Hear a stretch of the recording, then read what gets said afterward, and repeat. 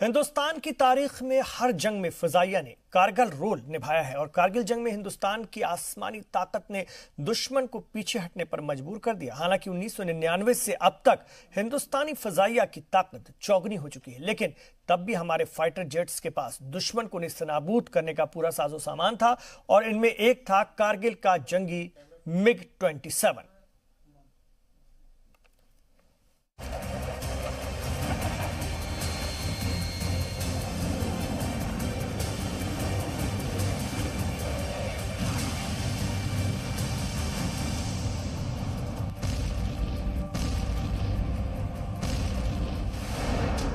ये कारगिल का जाबाज हीरो है MiG-27, जो फिजाइया से तो रिटायर हो गया, लेकिन पाकिस्तान के खिलाफ कारगिल की जंग में इसने जो बाजी पलटी, उसकी बहादुरी की दास्तान सदियों तक लोगों के जहन में रची बसी रहेंगी।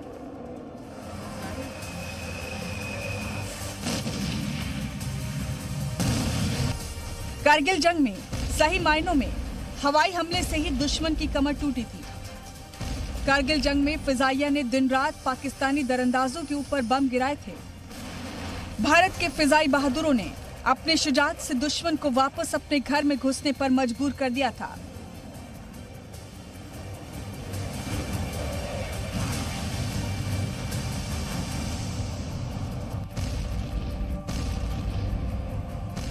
कारगिल की चोटियों पर इन्फेंट्री को कवर देने के लिए फिजाइया के इस्तेमाल का भी फैसला हुआ था, लेकिन हुक्म था कि किसी भी कीमत पर LOC को पार नहीं करना है।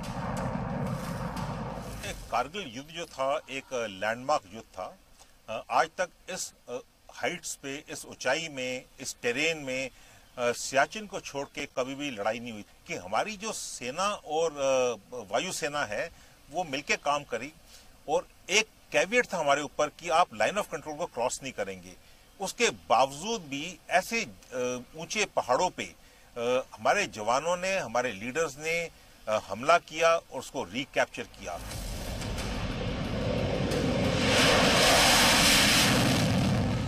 एयरफोर्स के MiG-29 और MiG-27 तैयारों ने 16,000 से 18,000 फीट पर बैठे पाकिस्तानियों को चुन चुन कर जमींदोज कर दिया। ये पहली बार था जब फाइटर तैयारों से लेजर गाइडेड बम बरसाए गए थे।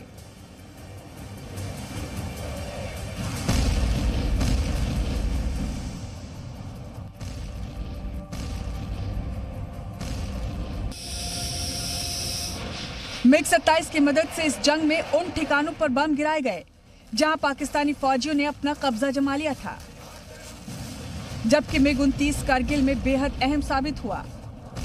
इस फाइटर के जरिए पाक के कई ठिकानों पर R-77 मिसाइलें दागी गई थी।